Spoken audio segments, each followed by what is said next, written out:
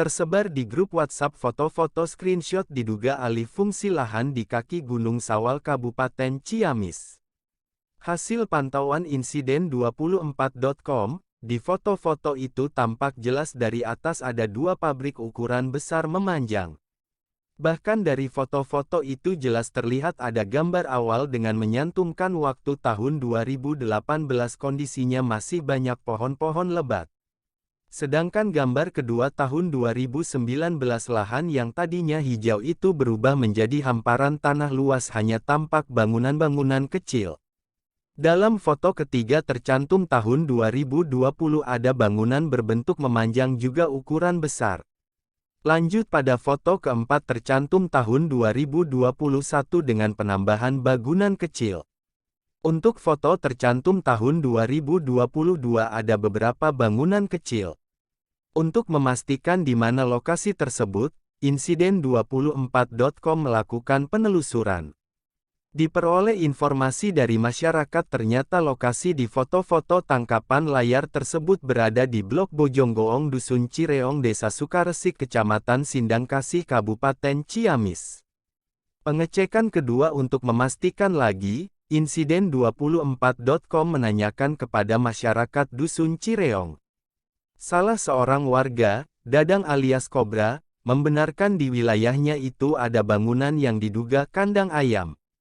Memang itu alih fungsi lahan asalnya tanah hijau sekarang ada bangunan besar, entah izinnya ada atau tidaknya kami tidak tahu. Padahal kan didirikannya bangunan di lokasi kaki Gunung Sawal harus memikirkan segalanya, kata Dadang, Sabtu tanggal 13 Agustus tahun 2022. Menurut Dadang, hal yang mestinya diperhatikan pertama lokasi kaki Gunung Sawal sebagai resapan air, terlepas itu tanah pribadi atau bukan. Namun saya mengharapkan pihak desa memikirkan alih fungsi lahan sebesar itu dampak ke depannya kalau hutan gundul bagaimana. Saya khawatir terjadi bencana alam karena kurangnya resapan air, katanya.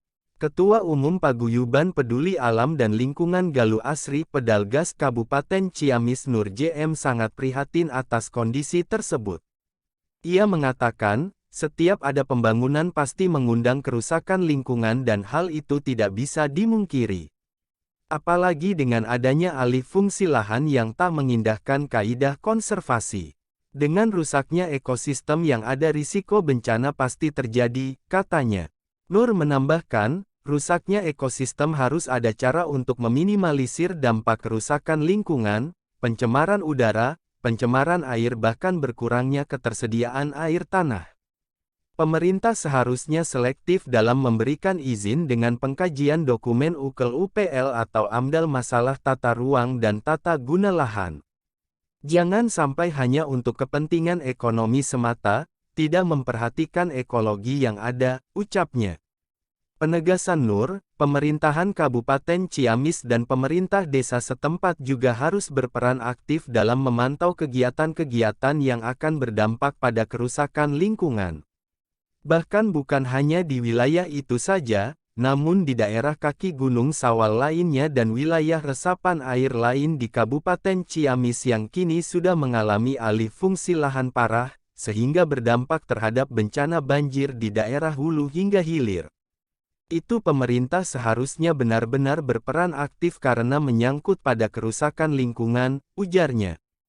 Saat insiden 24.com berupaya mengonfirmasi sekaligus mengecek kebenarannya kepada pihak pemerintah desa setempat yaitu Sekdes Sukaresik Nono Mariono, ketika ditelepon tidak diangkat. Namun ditanyakan melalui WhatsApp diperoleh jawaban bahwa tanah tersebut punya orang Bandung. Setahu saya pembangunan kandang ayam izinnya sampai ke DPMP TSP, atas dasar warga setempat sudah mengizinkan, ujarnya.